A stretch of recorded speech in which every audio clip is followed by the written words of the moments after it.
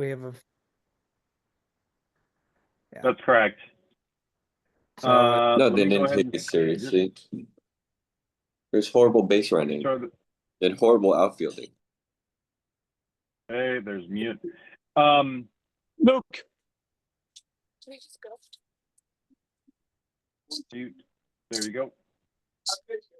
Sean, are you going to Hey, give the listen, intro or do you want me to? Oh, you got it? Okay, go ahead. Yeah, no, you go ahead. You go ahead, Kevin. You wanted to tap dance, so. All right, welcome everyone to our 2025 TOC and All-Star meeting. As you are joining, if you have not already muted yourself, please do so. This meeting is being recorded for those who are unable to attend or those who want to go back and listen to the information again later. We're okay with you asking questions on the material as it's being presented if it is a question of clarification on that material. But however, please don't interrupt and ask other questions because we are probably going to get to that later in the session. So rather than interrupting the flow, please hold your question till the end, unless, as I said, it's a clarification on the material. If you're not already very familiar with the District 44 website and the tournaments pages, specifically tournament resources, these presentations, the recordings, and as well as other valuable information will be posted there on the website. So please do visit it. And of course, that's also where the brackets and schedules and the score updates and everything are held as well. The agenda for today, Mark is going to start us off with the tournament rules and safety requirements. Then he'll turn it back over to me. We'll go over the tournament formats and schedules, talk about the role of the tournament director and the activities that the tournament director is responsible for. We'll also talk about the manager's responsibilities. Postseason is different than regular season in a lot of ways. So you got to come to the field prepared to do things a little bit differently. We'll also, with time, as time allows, if necessary, we can dive into the tournament manual, although that is also posted on the website. It's just way too much information to go through. So probably defer on that, and again, unless there's specific questions that we get to during the Q&A portion at the end. In addition to myself and Mark, and obviously Sean, our district administrator, I think we probably got some other District 44 staff members on the call as well, who can answer questions in the chat if you want to post your questions there as well. And without further ado, if there's no questions on the agenda, Mark, you can start your share.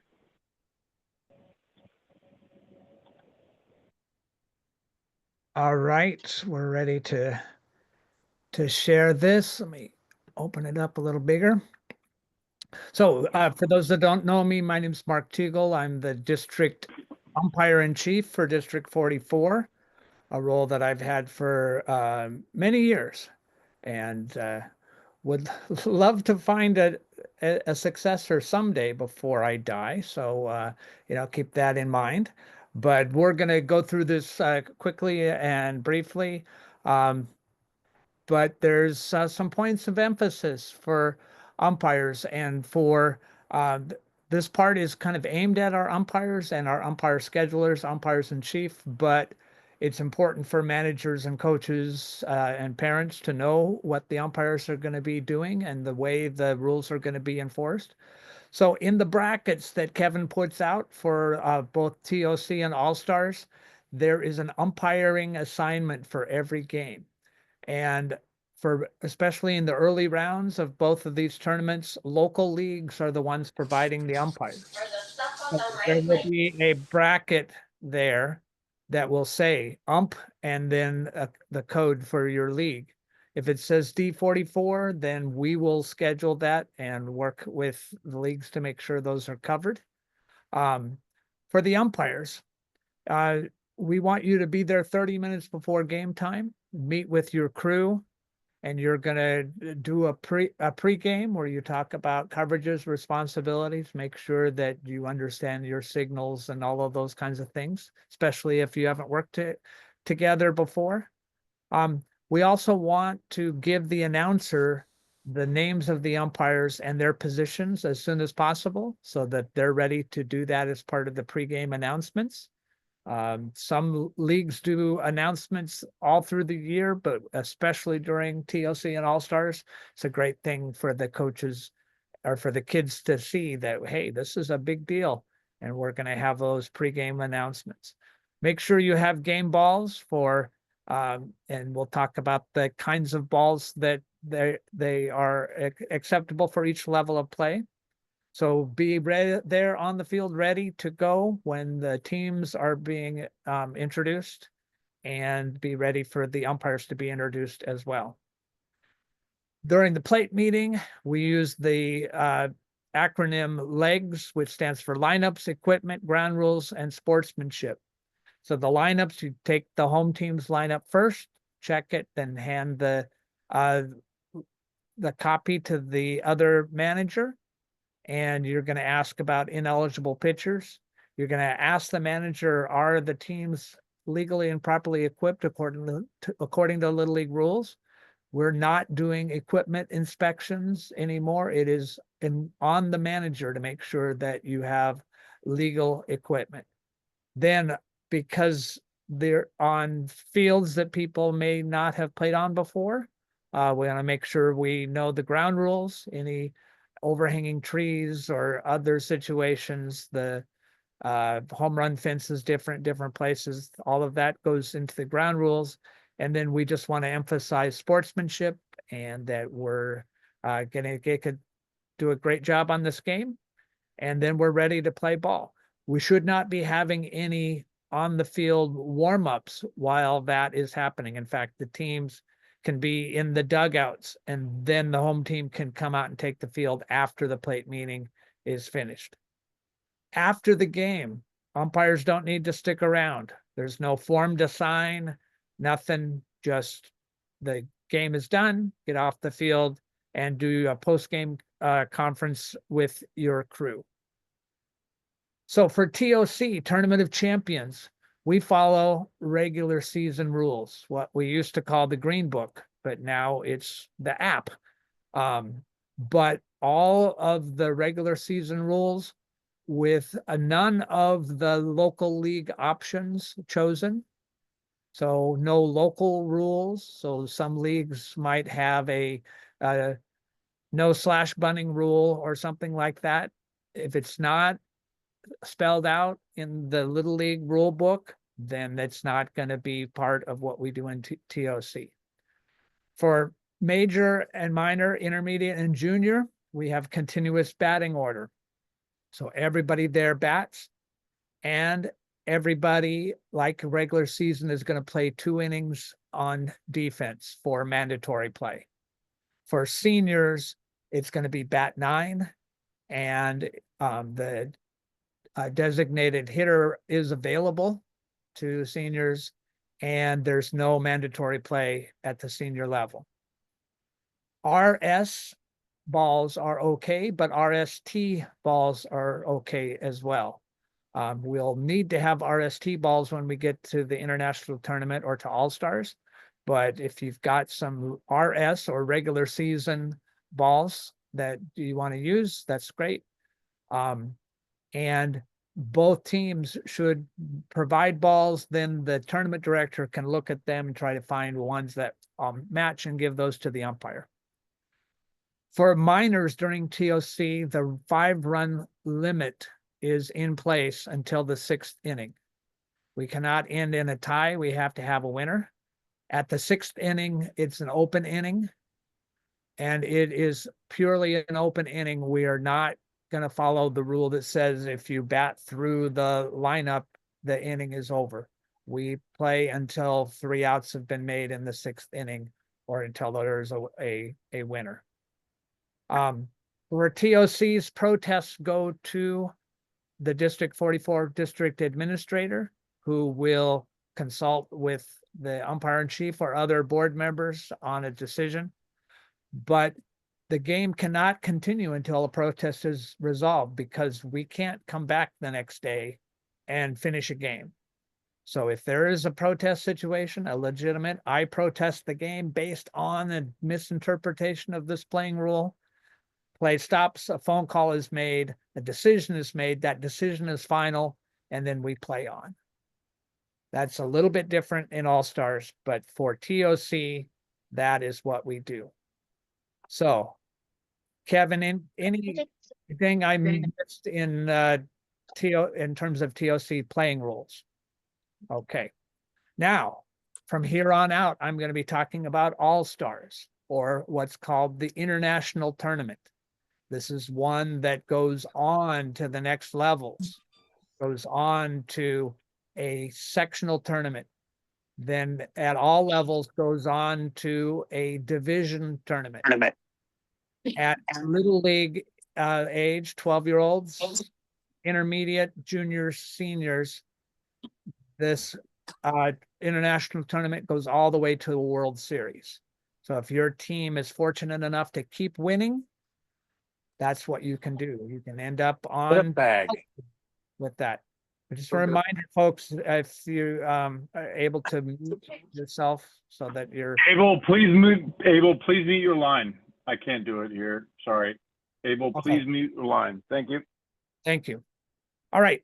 So tournament rules means All-Stars. It's a special section in the rule book, special section in the app. If you don't have the app, get it. It's free. It automatically updates each year, and it's good for both Android and iOS. The baseballs are RST baseballs. They're a little more expensive. They're a little higher quality, but that means that we're going to have uniformity across the board with those baseballs. You should have new baseballs for every game. So there is a rule in the book about the batter keeping 1 foot in the batter's box. I've noticed that it's not much enforced in regular season. We're going to be talking about it in TOC, and during the pool play, we're going to start enforcing the rule with the penalty when we get to the final 4 at each level.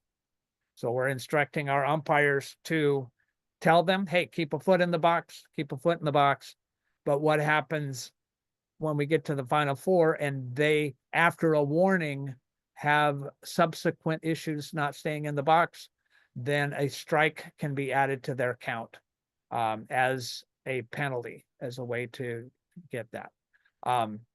So we just want to get people used to it, because it is going to be strictly enforced at the sectional level and certainly at the divisional, regional, and World Series levels. There are exceptions to that, like a wild pitch to the backstop, a throw to try to retire a runner, several other, a foul ball. Although those exceptions are listed in the rule book, but umpires are going to be reminding the batters to keep a foot in the box. The point of that rule is to keep the game moving, right? Not stepping out, taking 18 practice swings, not readjusting your batting gloves 17 times until the Velcro wears out. Keep a foot in the box and be ready to go. So uncaught third strike is enforced at all levels except for the 8 to 10-year-old All-Stars. Then my penalty is in the wrong spot on that slide. So 8 to 10s, strike 3, the batter's out. But starting with the 9 to 11s, the 10 to 12s, and on up, we have the uncaught third strike. It just like it is at majors and all levels. So just to make sure your players are aware of that if they haven't played in majors before.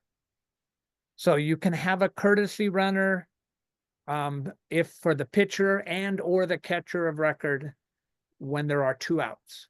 So you can bring that runner in. It's the player who made the last out, and they are going to be put on the base. If you need to put 2 players out there, it's the players who made the last 2 outs. And it just keep going until you find somebody who can be that runner for the pitcher and or the catcher. It has to be, notice, the catcher or pitcher of record. If you're going to bring in a new pitcher or bring in a new catcher the next inning, you can't run for them because they're not in the game yet in that role. It has to be the person who last pitched and last caught for the purposes of that rule. Okay, that penalty line under uncaught third strike, that should go with the bullet above that about the 1 foot in the batter's box. Managers and coaches are not allowed in the tournament to warm up a pitcher at home plate or in the bullpen or elsewhere at any time. So regular season, we allow a manager or coach to come out. Now it has to be a player. That player has to have the catching helmet and the dangling throat protector and a catcher's glove to fulfill that role. So do try to have a player ready to do that if your catcher is on base or just not ready. We do need to keep the game moving, but it cannot be a coach during All-Stars. I mentioned earlier that we're not doing pregame inspections of equipment. Tournament directors don't need to do that. Umpires don't need to do that. Managers, you are responsible for having that. The penalty for illegal equipment, and this is like an illegal bat, something that has been altered, that has been rolled or shaved or corked, although how you cork an aluminum bat, I'm not sure. But there are things that happen, or if it is a bat that's a travel ball bat that's not authorized for use in Little League, the batter can be called out. He will be ejected from the game. The manager will be ejected from the game, and the manager will be suspended for the rest of the All-Star tournament, according to the rule book. So take it very seriously. Make sure your equipment is good. Now, this does not pertain to like a cracked helmet or a faulty bat or something like that. That is equipment that will be thrown out of the game and needs to be replaced. There isn't a penalty for that. If somebody comes up and they don't have the dangling throat protector, we're going to correct that situation. We're not going to eject anybody for that. But an illegal bat is something that's being taken very seriously because that's dealing with player safety. The pitching rules, days of rest, etc., are essentially the same as regular season. Using an ineligible pitcher can result in the suspension of the manager, and that will be reported to the protest line to San Bernardino, and then they will rule on that and let us know about suspensions of the manager. Do everything you can to avoid that, both the umpires and the managers, the pitch count people. Make sure you're on top of that so that we don't have problems with that. If there is a situation that we think there needs to be a forfeit, we cannot decide to forfeit a game. Sean O'Connor cannot forfeit a game. A phone call has to be made to San Bernardino. San Bernardino, in turn, will call Williamsport, and the tournament committee will declare a forfeit if necessary, but only them. A phone call has to be made if there is a protest, if there is a forfeit situation, anything that we need to make a big decision on, a phone call gets made. Very important that we limit the amount of coaches that are on the field. This includes pregame. 1 manager, 2 adult coaches in the field, in the dugout area. We also do not want fraternization with fans, and that means extra coaches. That means even, mom wanting to say hi to little Billy. The the game is separate from the fans. The umpires are going to be policing what happens on the field. The tournament director, board members should be making sure that we don't have fans trying to interfere or trying to impact the game. If you have extra coaches, they can be there, they can cheer, they can yell, but we don't want them signaling. We don't want them conferencing. We don't want them taking direct part in the game in any way. Mound visits. For the 8 to 10-year-old division of All-Stars, it's the same as minors. So on the third visit in an inning, the fourth in a game, the pitcher has to be replaced. Majors and above, it's now on the second visit in an inning to that pitcher, or the third in the game overall, you have to replace that pitcher. Each team gets one offensive timeout per inning. Anything more than that, the umpire's not going to grant it. So for mandatory play, it's different in All-Stars. You have the continuous batting order through juniors, no exceptions. Seniors is different, but everybody has mandatory or continuous batting order, and each player bats in his or her respective spot, and that's their mandatory play. There's no defensive mandatory play in All-Stars, but we would love to see everybody play out in the field. And the players can be entered and re-entered defensively in the game at any time. There's no minimum defensive play, but you know that everybody wants to play on defense. But the umpires are not going to police that. We're going to see everybody come up through the batting order, and that pretty much guarantees that everybody's going to meet mandatory play according to the rule book. So in a blowout game, we have the 15-run and the 10-run mercy rules, but now no 8-run rule. So for major or a 6-inning game, the 15-run rule means you have to finish 3 innings. In a 7-inning game, you have to finish 4 innings for the 15-run rule. For the 10-run rule, you have to get to the 4th. If the home team is ahead, it's 3.5. If the visitors are ahead, it's the full 4. And the 10-run mercy rule applies, but no 8-run. That we don't have to worry about that. This is a change in extra innings this year. We used to have to wait till the 8th inning to put in what some would call the international tiebreaker. But I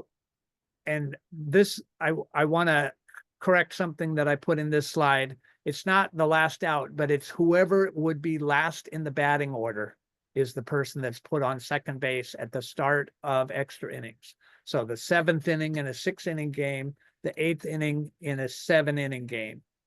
And you start both teams, the top and the bottom of that inning, and innings going forward with that extra runner. Very similar to what happens in MLB. We don't have any extra innings without that extra runner.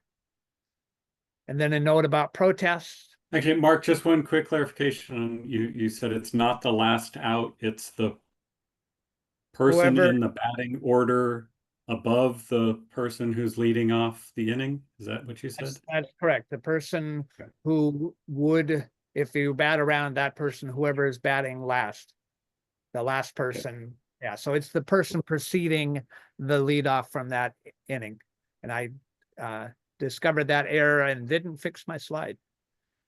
Okay, so the protests I've talked about a little bit, but the protest line, San Bernardino, that a number has been sent out to the tournament directors. They should have it. And that's not a number to be shared with other people. It's only to be used for protests. And they will listen to what you have to say, ask questions. They'll put you on hold. They'll consult with people, and then they will give you an answer in very short order.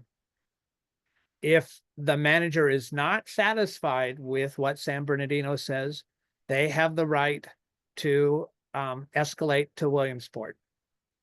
but Williamsport is the final word. And but Western Region they're pretty sharp. They would give you the ruling, and we go on. Just to remind managers and umpires that a protest is based on a misinterpretation of a playing rule. It's not about a judgment call like ball, strike, safe, out, fair, foul. But if you're in doubt, or if somebody just really wants to protest, I'm not going to argue about what's protestable. I'm going to say, let's make the phone call and have San Bernardino tell you, no, you can't protest that. I don't want a manager to be victimized by an umpire that misunderstood what they were asking or what they're doing. Another step that's required by the rules is that the umpires are, if a protest has been lodged, the umpires are required to get together and talk about it. And if they can reverse their call based on just talking to each other, and then the protest would be upheld, and the other manager would have an opportunity if he wanted to protest or she wanted to protest. But that could be pretty short. But if the umpires are convinced that they've made the right call and the manager still wants to go on, then the phone call gets made. Tournament director's involved in that, and we resolve it before the next pitch or play. And we try to avoid protests. We don't have them very often. But if you really feel that a playing rule is being misinterpreted, stick to your guns, make the call, because you might be right. And that could really change the game. All right. A couple words about safety. It's on the managers. Make sure your equipment's in good condition. Make sure there aren't cracked helmets. Make sure there aren't screws loose on things like the C-flap or the face mask. Make sure that your dangling throat protector is not dangling too far below where a baseball could get, but it's really doing its job protecting your catcher's larynx and their ability to speak coherently for the rest of their life. These things are important. You're going to be going to new fields. You're going to be seeing new hazards. You're going to be in different dugouts than you're used to. So make sure that you as the adults are keeping your kids safe, that they're not horsing around, that they're not swinging the bat where they're not supposed to be. There are fields where we need to have a guard on the field to protect the people in the bullpen. Make sure that's happening, that a player has a helmet and a glove and is properly positioned. Jacob, So people don't get hit Jacob. by the foul ball. Make sure that you are aware of the pitch count.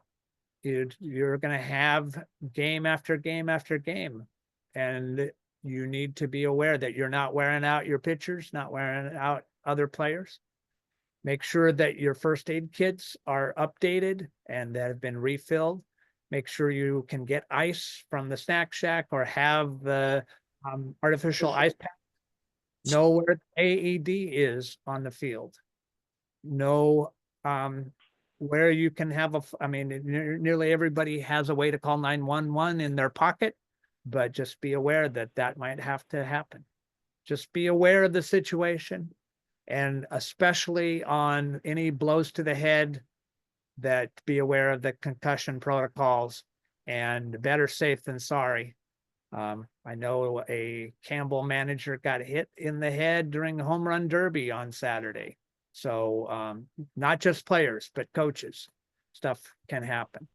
And then just in conclusion for my part of Hey, this, Mark, I'm sorry, Mark, real quick. Let me just break in. Kevin, this might be a good time to talk about, heat and sort of kind of what we're looking at in terms of conditions and everything else, right?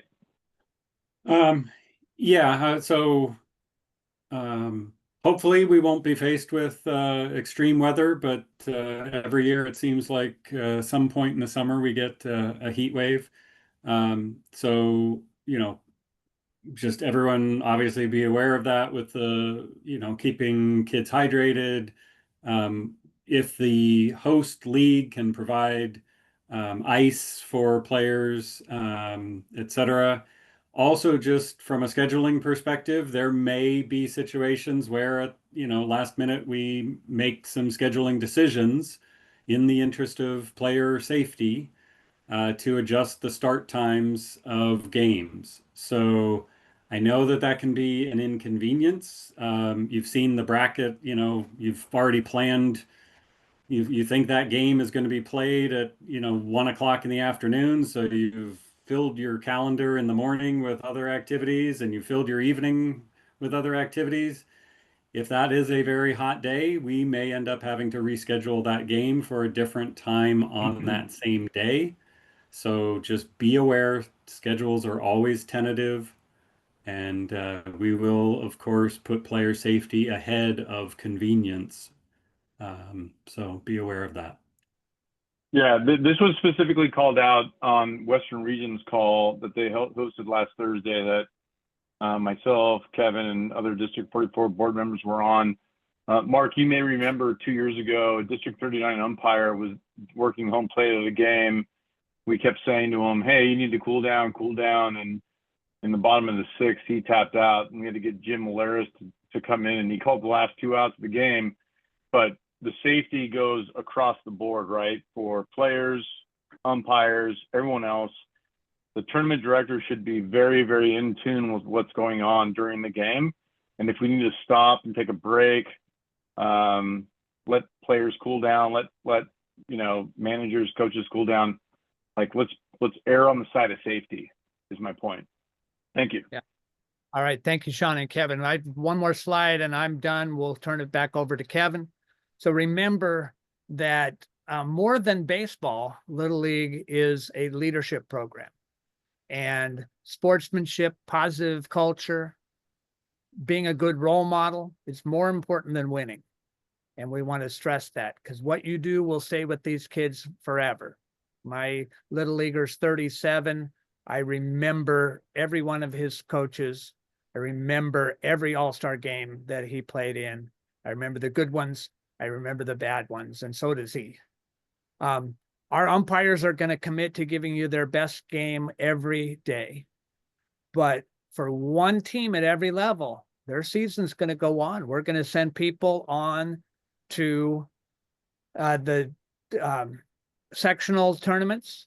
And we've had teams in the very recent past that have gone all the way to the final game of Western Region and that close to the World Series. But also we're going to have a lot of players that, get eliminated at the district level, but they will have had those experiences. They will be playing on the big stage. They're representing their league in TOC.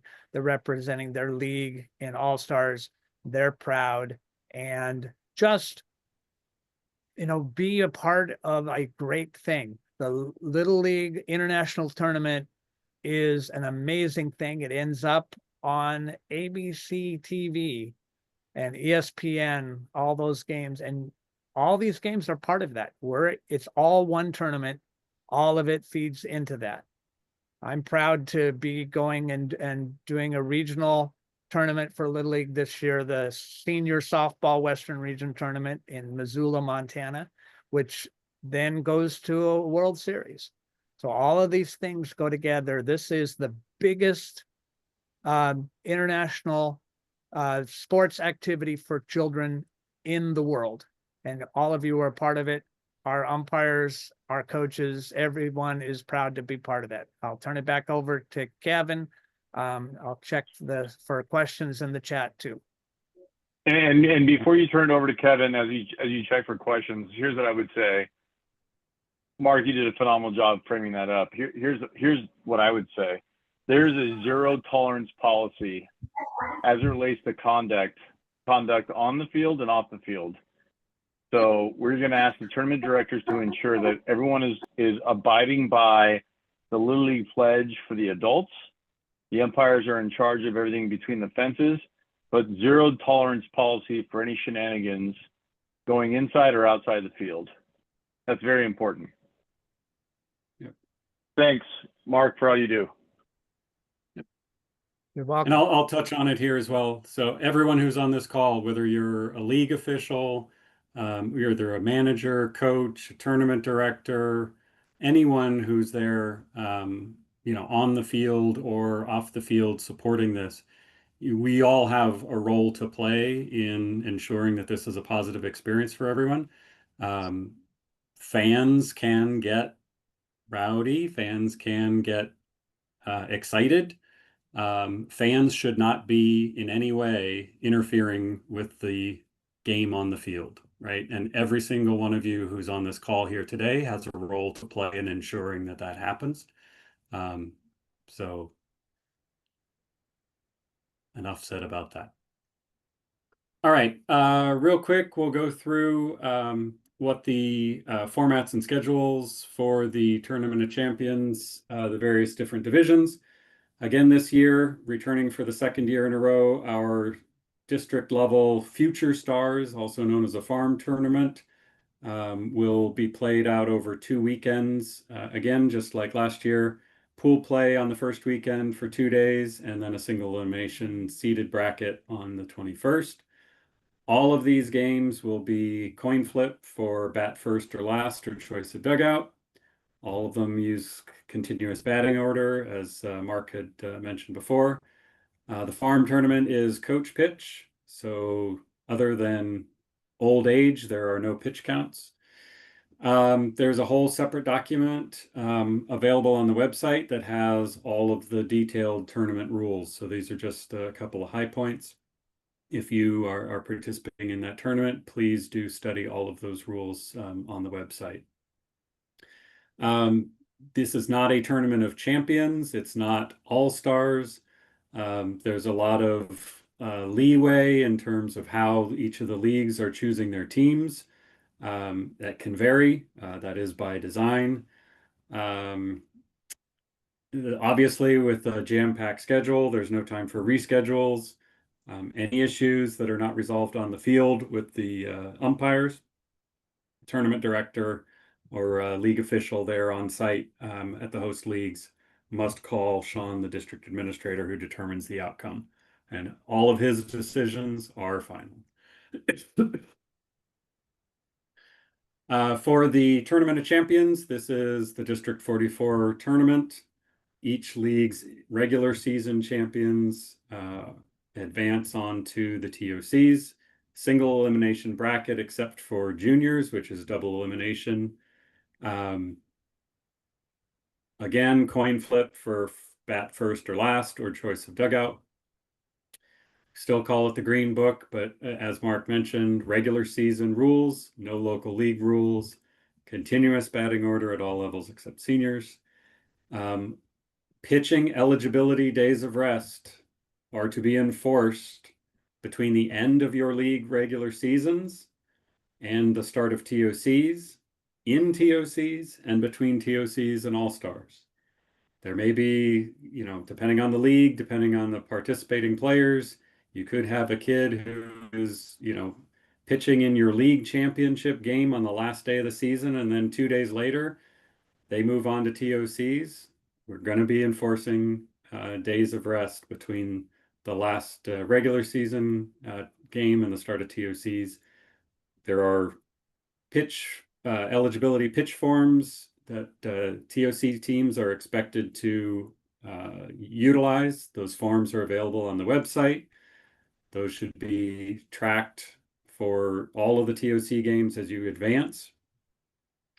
And then again, as I said, between TOC and All-Stars, there's maybe only a couple of days off between the last TOC championship game and the start of All-Stars. So it is on the manager of each of those teams to keep track of that and make sure that they are putting player safety first. During TOCs, even if you've had pool play throughout the regular season, for Tournament of Champions, that is not allowed. If you believe that you'll be unable to field your 9 players, or you don't want to just play with 8, you must follow your regular season replacement rule to pick up a player. That rule varies depending on the age group. We won't go into the details here. But that you are not just to, you know, coach can't just grab another player from another team to fill out their roster. Again, schedules, there's really no time for reschedules, so any issues not resolved on the field, the call to the DA must be made, and all of his decisions again are final. So here's some details. I don't want to drain this slide. It's way too many words for me to read. If you are worried about your number of players as a TOC team, do read through this on the website and follow up with Sean for any issues regarding getting the rosters set for TOCs. On to All-Stars. This is the international tournament, as Mark referred to it. Separate section in the rule book. Again, no time for reschedules. This time, it's not a call to Sean. It must go to Western Region. Only Western Region can determine a forfeit. All of the player and pitcher eligibility is via the affidavits in the team binders. We will again utilize pool play for the lower age groups, the 8 to 10, 9 to 11, and 10 to 12.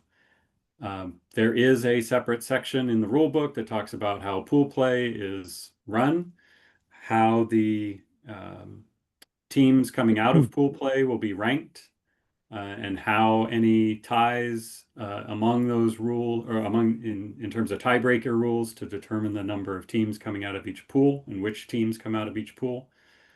So that is all covered there as well, if you're curious about that. In pool play, we do have true home and away games. So in pool play only, there is no coin flip. The coin flip is only when we get to the final four, the double elimination tournament portion of All-Stars. Umpires will be provided by neighboring leagues. So not that all umpires are by nature neutral, but this is just an added thing of where we ensure that there's no even appearance of any impropriety of an umpire making a call to favor one team or another. As I said, top two teams advance out of the pool into the double elimination bracket. And for seniors, juniors, intermediate, and all of the final fours, that's when the coin flip is done for bat first or last and choice of dugout. And it is one coin flip. Whoever calls it, they get to choose either to their choice of batting first or last, and it's the other team's manager who then gets choice of dugout, unless you want to dugout first and then the other manager gets to choose bat first or last. So it's not two separate coin flips. Some talk here about the roster sizes. I would encourage you, this is again for the international tournament. So this is more for the presidents. If there's any questions around the around this, all the details are here. I don't want to drain this slide. And again, any questions with this, if you're not sure, do discuss that with Sean. The manager fills out the team's batting order utilizing all of their players, right? Anyone who's showing up to the field in uniform, physically able to play, if they should be on that batting lineup.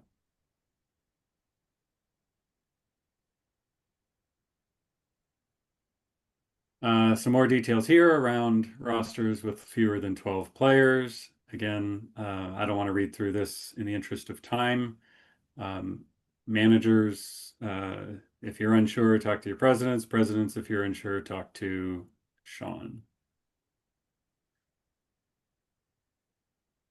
All right, on to the game day. So tournament directors and other host league staff. So if you've got a volunteer coordinator who's training people who are going to be doing the tournament director job or an assistant tournament director, whoever it is.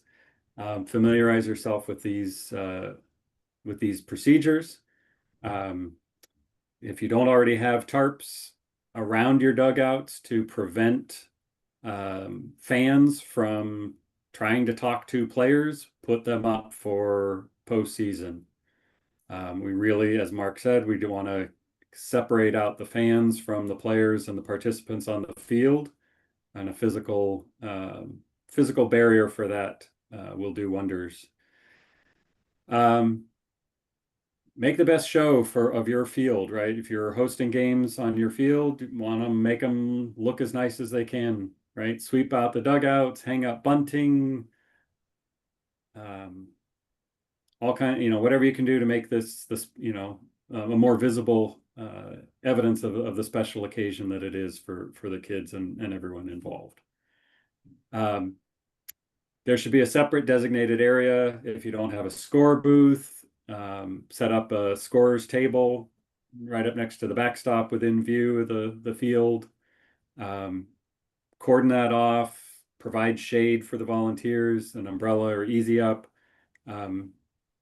Mark it off, prevent fans from coming in and interrupting the scorer's table, just the same way as you would for the dugouts. Set up the public address system. If you can, have music for during pregame and intermissions as well. Make sure you've got the national anthem available, queued up, or if you're going to have a singer sing the national anthem, have that as well. Get that all coordinated and set up before the game. Put up the American flag, because you're going to reference it when you do your pregame announcements, when you do the national anthem. So make sure you know where the American flag is. Make sure you've got, as a host, make sure you've got a copy of your league safety plan. Familiarize yourself with it ahead of time. Would be even better. Try to provide ice and water coolers for the dugouts. Provide cups. Most kids end up bringing their own water, but just in case. Always want to have this on hand, and especially if it is going to be warm weather, make sure you've got plenty of ice and water for the players. And then everything you would normally do for regular field game prep: water the field, drag the field, line the stripes, go the extra mile, put in a runner's lane, following the rule book of exactly how that should be there.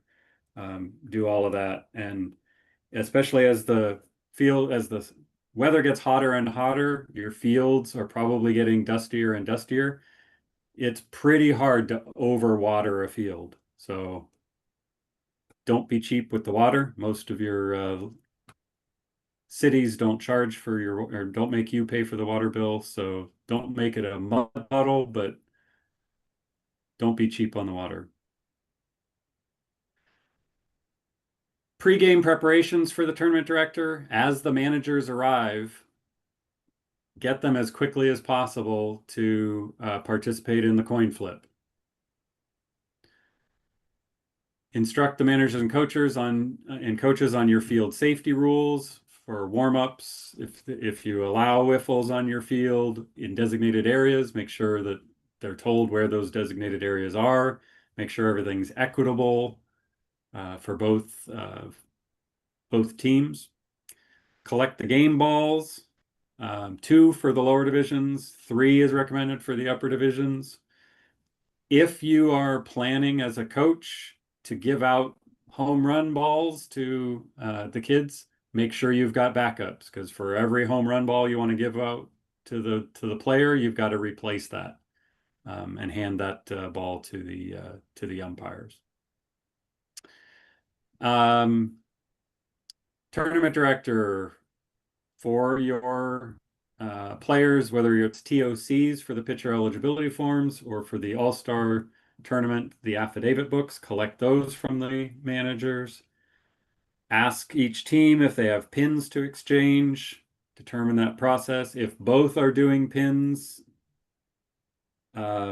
direct them how they want to, line up at, shake hands at the pitcher's mound and then fan out towards first base or third base. If only one team has pins and the other does not, rather than doing a pin exchange where they can't exchange because only one has them, as a courtesy, just have the give the bag of pins to the other manager and let that manager hand them out to their players after the game. As managers, I'll touch on this when I get to the manager section as well, but tournament director collect the lineups from the managers. When I've been a tournament director before, it's always a chore. I keep coming back and asking do you have the lineup yet? Do you have the lineup yet? Oh. So we need to collect those so we can get those with the first and last name pronunciations, numbers, positions. So all of that information can be given to the announcer. So I know sometimes you have late arriving kids and you may not know if they're going to show up or not. Don't, if that's going to happen, put them at the last of the lineup. Don't, rejuggle your lineup, just based on, whether Johnny may or may not show up, right? Set your lineup, set your defense according to, the players who are already there, right? So you can keep things moving along. As a tournament director, once you get those lineups and the pitcher eligibility information, give that to the scorekeeper and the announcer. Find out if there's any other league presidents who are there rooting on their teams or any district staff in attendance. Give that information to the announcer as well, because there's a section in the announcement script to announce all of these dignitaries in addition to the managers and players. As Mark said, confirm the arrival of the umpires, give their names and field positions to the announcer. If this is a championship game, make sure that you've got the banner and the medals. Those will be distributed out by the district staff in advance. Make sure you've got those ready for the post game. Start thinking about preparing your announcements. So fill out those forms, either you, if you're doing the announcements, or your designated announcer. Start filling out the scripts. And as mentioned before, this year, managers are responsible for the inspection of their gear. So as a tournament director, you are no longer required to do that. Pre-game announcements. So ideally find a youth player who's there watching. Ask them if they would lead the Little League pledge during the announcements. 30 minutes before the scheduled game time, that's when tell the visitors to take the infield practice. They get it for 10 minutes, at which time home takes the infield.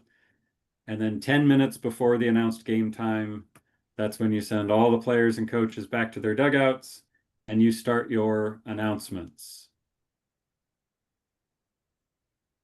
Instruct the teams to come out, proceed to the mound for the handshake, pin exchange, fan outwards from there. Introduce all the players. Again, alternate from one from each team so they can shake hands. Then introduce the coaches, managers, and umpires.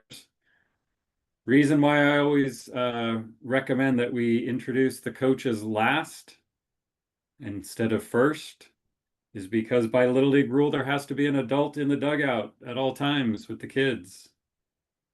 So if you introduce your coaches and managers first, there's nobody watching the kids. Play the Little League anthem, lead the Little League pledge, and then ask the managers to meet the umpires at the home plate for the pre-game meeting. Just like all the other information available on the website, the blank announcer script forms are there for you to download and print. In the game, announcers announce the batter as they approach the batter's box. You announce whoever walks up.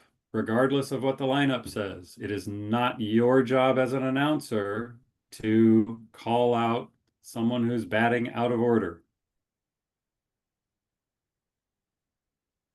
Announce any pitching changes, the new and the old pitcher, what the old pitcher's final pitch count was. In between each inning, just like you're cutting away to commercial, announce the score, announce the pitch count. Provide fill-in announcements if your league has them. Advertisements for your league sponsors. Play music if you can. Again, just try to make it a joyous time for everyone. During the game, as tournament director, your job is to control the crowds, keep them off the field, keep them from interacting with players. It's one thing for a parent to root on their child from the stands. It is another thing for a parent from the stands to be giving direction to the player, telling them to bunt, telling them to, lay off the high pitch, right? Let the coaches coach. As a parent, parents should be parenting and cheering. And so a little friendly, communication as the tournament director, encourage them being parents, discourage them from being a fourth or fifth coach. Help out your scorekeeper and announcer, keep track of pitches thrown, mound visits, anything else that your booth may need. And be watching the game, enjoying the game, but also start thinking about a game summary you'd want to write up afterwards, right? Make note of key plays, key players, momentum swings, anything that'll help you tell the story as you're writing out your game summaries. Game summaries are not required, but they are encouraged. At the end of the game, announce the final score. Know where, if it's not the final game, know where each team is playing next. If it's single elimination, right, only one team's moving on. If it's double elimination, both teams could still be playing in the next game. So announce where each of those are going to be. Have that information from the bracket on the website. If it's a championship game, leave the scoreboard on. Everybody likes to take group photos in front of the scoreboard after the game. Remind fans to stick around for the medal ceremony. You can do that even before the final out, right? At the half inning beforehand, make that reminder so that everybody knows to stick around for the presentations. As a tournament director, you can and should be the master of ceremonies for the medal ceremony, right? You can introduce the District 44 representative who's going to be out there on the field handing out the medals and the banner. Either your announcer or you, the tournament director, will be reintroducing each of the players of the runners-up first. So not alternating like you did at the start of the game, but do the runner-up players first. Then let them take their medals. They can clear the field then for the winners to come up and get their medals, call them out, reintroduce them straight down the lineup, one by one. And for All-Stars, at the end of the medal ceremony, go ahead and announce the location and the dates of the Section 5 tournament that they are advancing to. And again, these post-game scripts are available on the website as well for you to print out.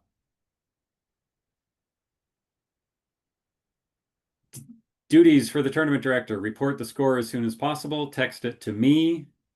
I prefer text. For some reason, if you want to email instead, that's fine, but text is faster. Make sure that you include the date, the division, the teams involved, and the score, right? Don't just say West Side won.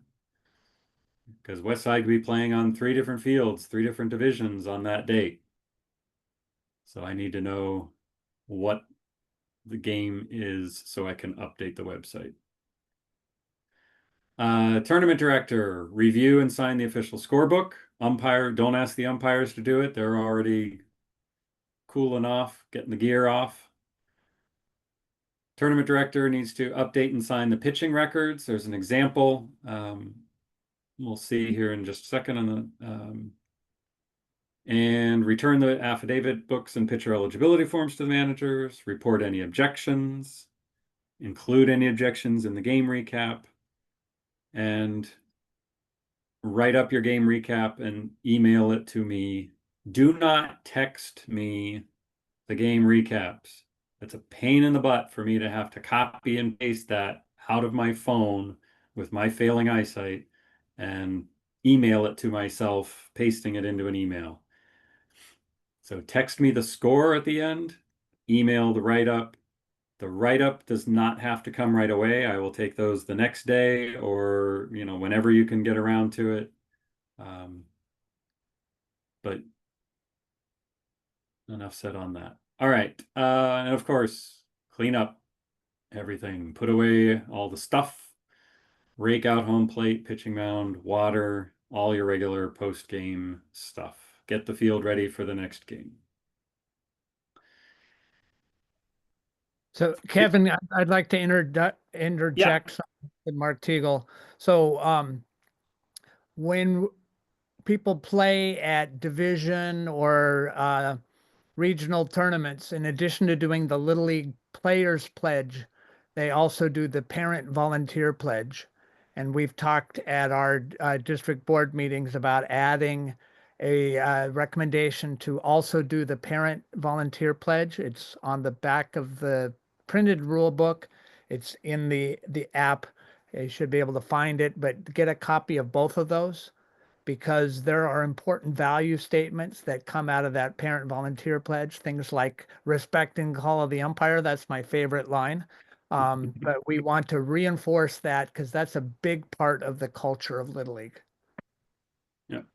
Thanks, I Mark. 100% concur. I 100% concur with that. I think that goes in line with what we talked about earlier around zero tolerance. Let's ensure that everyone understands the values of what these games are playing under.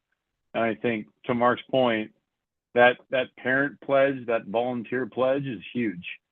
It's important, and I implore every league to incorporate that at the beginning of each game. Sorry, Kevin, go ahead. Yeah, no worries. And I will, we do not currently have that in the script. I will update the script to include the parent pledge. So I will do that after the meeting here. All right, some examples of the pitching log do's and don'ts. Do take it seriously, right? Write clearly. Make sure you're recording league age, not the age of the division of the game. Fill out everything. Don't leave any blanks. Record the number of actual pitches thrown, even if they went over, completing the batter. There's separate sections for that.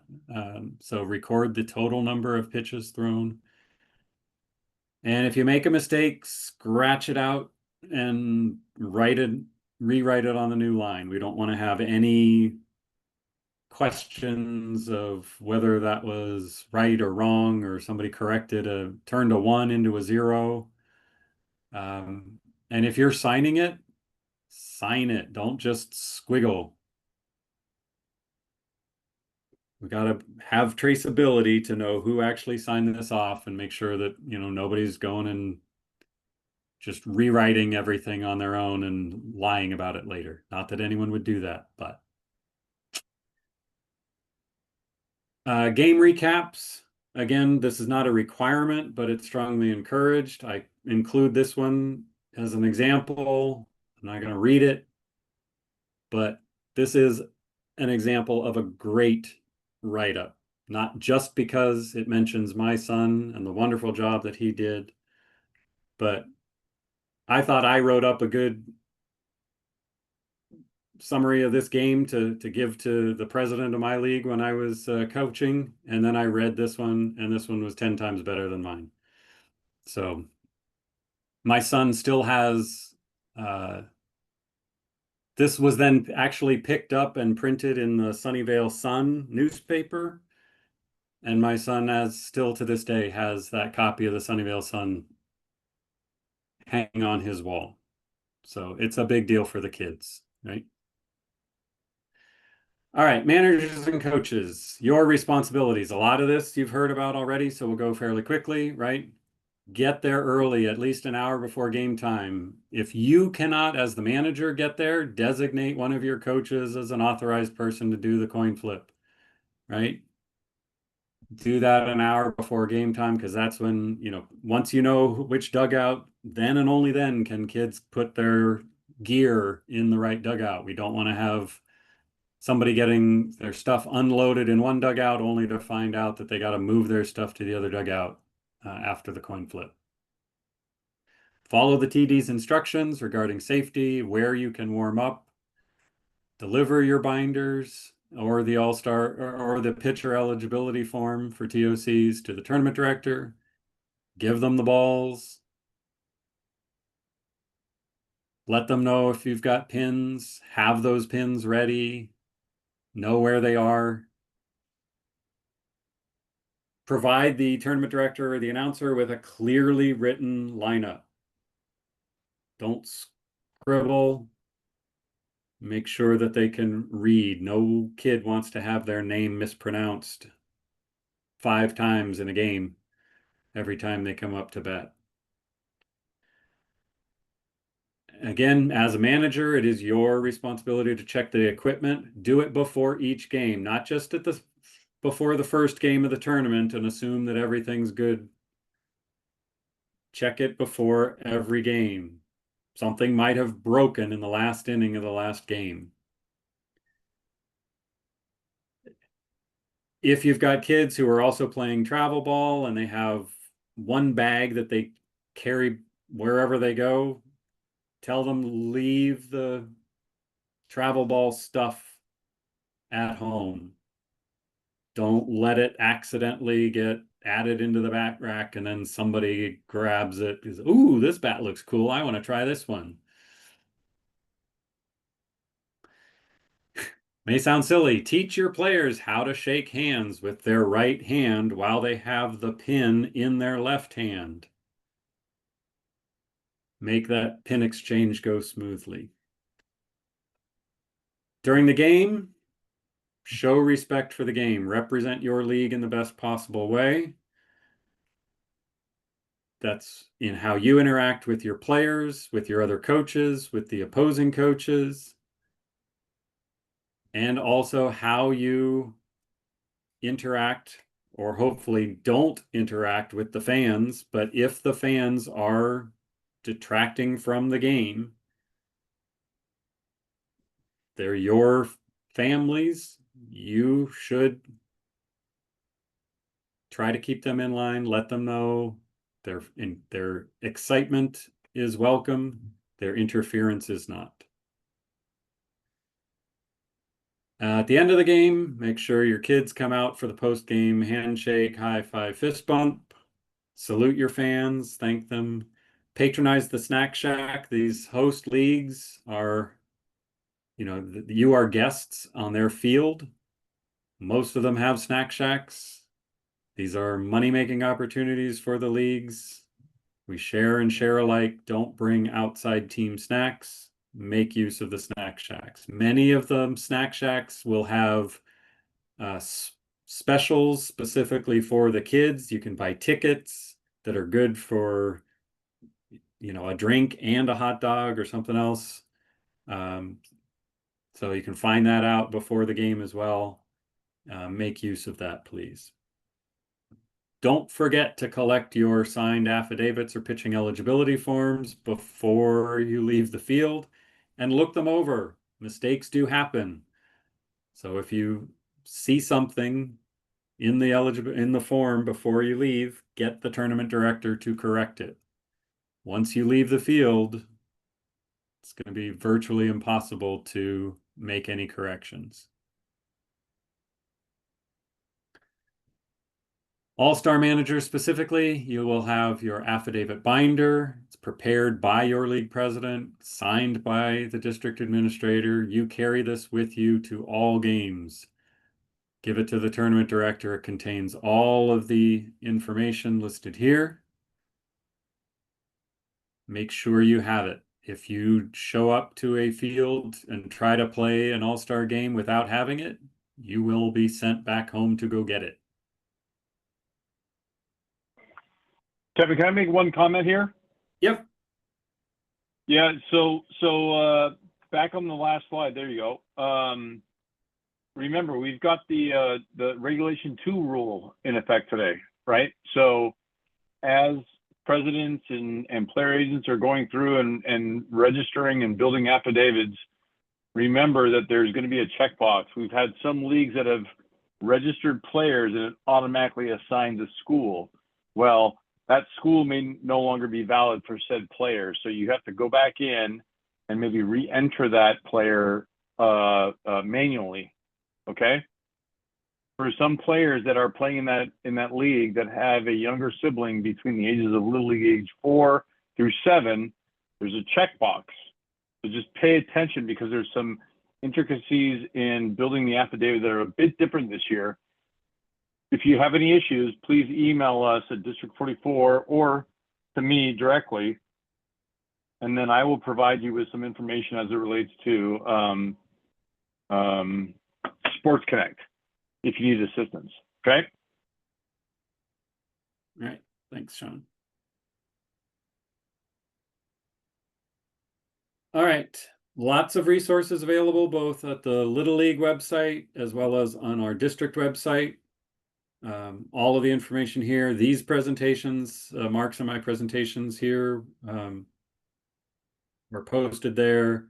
All of the forms, pitch count logs, scripts, everything is available for download there on the District 44 website, tournament resources page. All the schedules, brackets, results, and summaries are all linked off the 2025 tournaments page. If there's ever any doubt, refer to the website.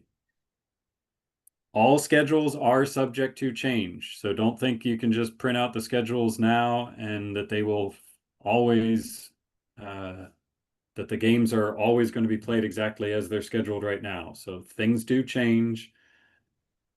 We try to minimize it as much as possible. We try to ensure that we've, clear any schedule changes with all of the impacted leagues, and teams, whether that's the host league of a neutral site, the umpires, etc. There's a lot that goes into trying to make a schedule change, which is why we tell you before there's no time for doing reschedules, but sometimes they can't be avoided.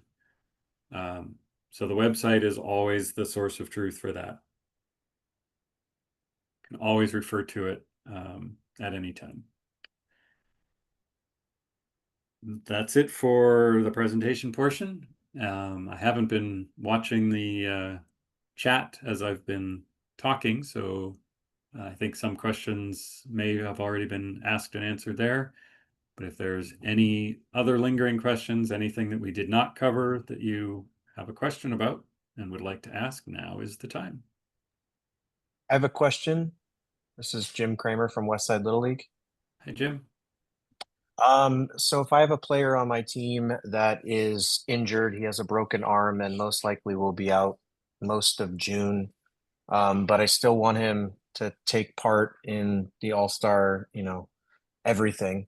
Can he be in the dugout with a uniform on and still take part in the pin exchange and all that stuff, even though he will not be playing?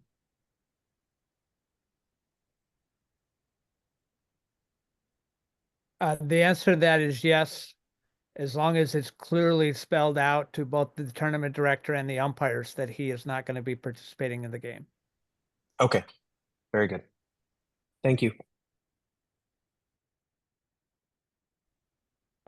There was a question earlier as it related to I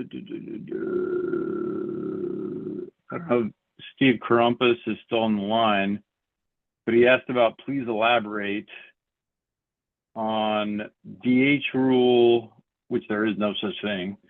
We played a TOC game where the other team had a player that did not play 6 outs. Can we report it? To whom would you report it? Steve, I don't know if you're still on the line, but do you want to like explain the please elaborate ask?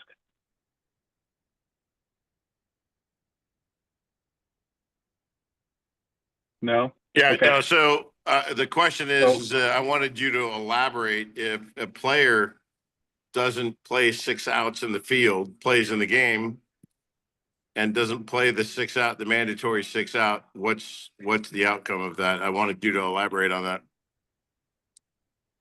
Mark, you want to take that? Yeah, well, we answered, this is talking about TOC where there is a defensive play requirement for all players. And so the penalty that is spelled out in the rules is that the player then must start the next game and play the defensive innings they were supposed to play in the game they didn't, and then fulfill the defensive play for the game that they're currently in before being replaced. The question that was asked in the chat, what if the manager doesn't do that? Well, and in addition to the first offense, there is a warning to the manager of that team, and then there can be further sanctions placed by the board if it continues. And the question was, what if you just don't do that? Then I said, well, then that becomes a administrative issue for the district administrator, and we would have to treat that on a case by case basis. Regular season, you play baseball, which is batting and fielding. So, hey, Mark. So, Yeah. from what I understand, that player, the one that's being called into question, has suffered an elbow injury, so he's been refraining from throwing. Uh-huh. So, should he be removed outright from the roster then if he's unable to meet his defensive minimum requirement in TOCs? So any exception to these rules would have to be taken to the district administrator if, in his judgment, that they're doing what's best for this player and it doesn't affect the gameplay. Then that's going to be up to him. But I'm just there to follow the rules, which regular season there's that mandatory play requirement. So if there's going to be an exception to that, then that has to be documented. Yeah, Mike, Mike and Steve, I would say this: as coaches and managers, I would remind you that this is Little League. We want the players to have playing time, right? That's the whole point of minimum defensive outs and continuous batting. That's one of the primary reasons that Little League International introduced it. Continuous batting in Little League games. So I would put that back on the league and the coaches. Like, what's best for the player, right? I understand competitiveness, but at the same time, what are we truly trying to do here, right? I want the players to play. Now, in Mike's situation, if the player is injured, then we have to have a conversation. I still want the player to play if he can play, right? But if he's got an injured elbow, can he bat? I don't know. I don't.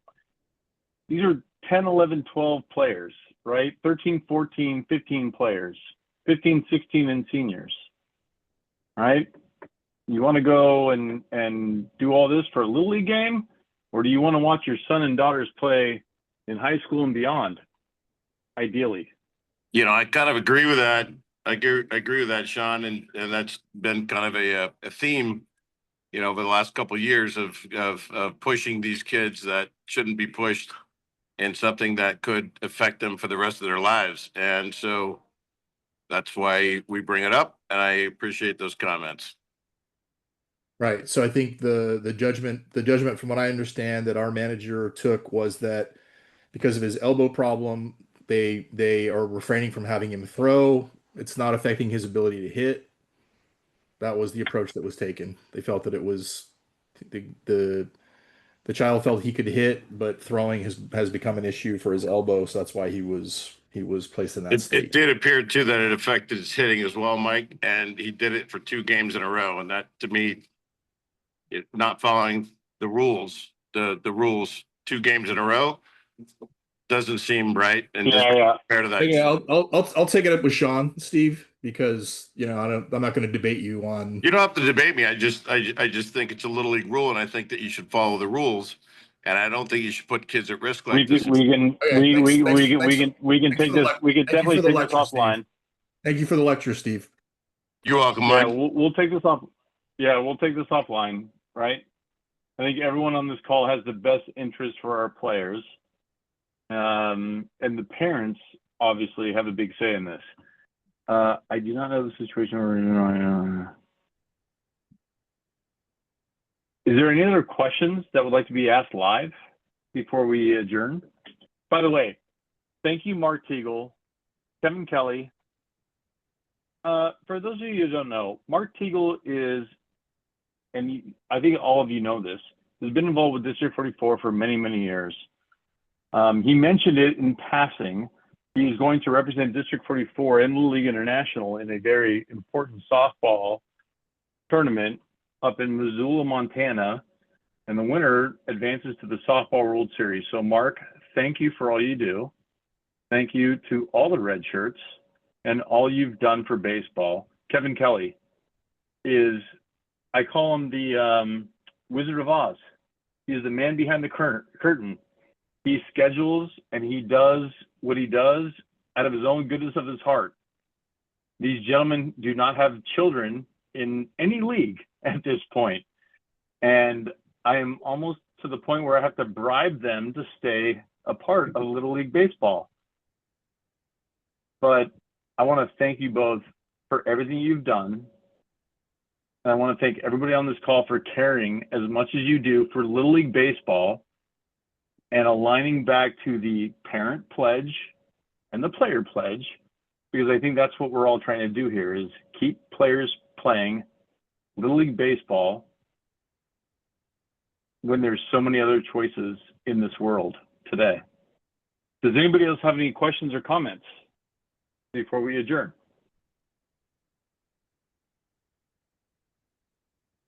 Going once.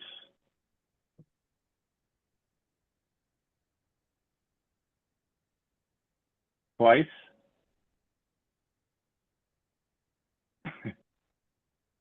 Thank you all very much. The recording will be sent to the presidents as well as the meeting summary. Again, you have our support as District 44. Anything and everything we can do, we will be there to help you. Yes. Look forward to seeing everybody at the fields.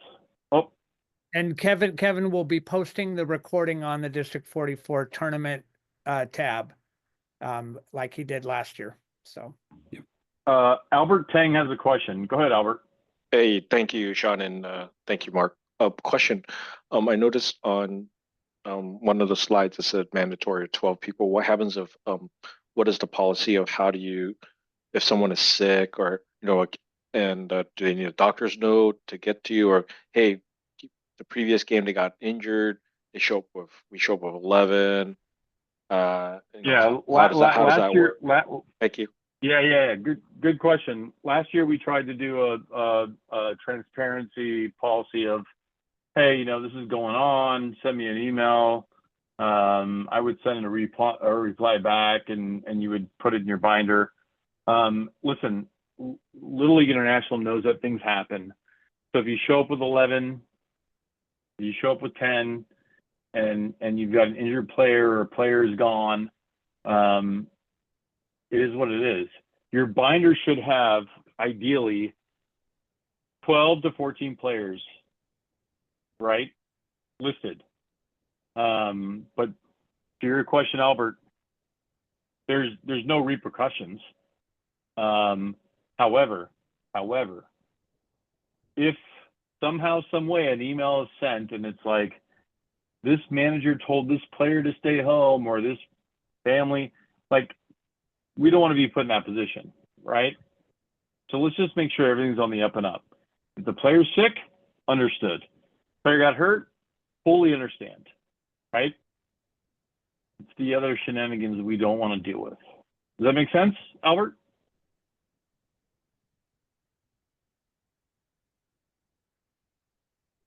Okay, good. Anybody else before we adjourn?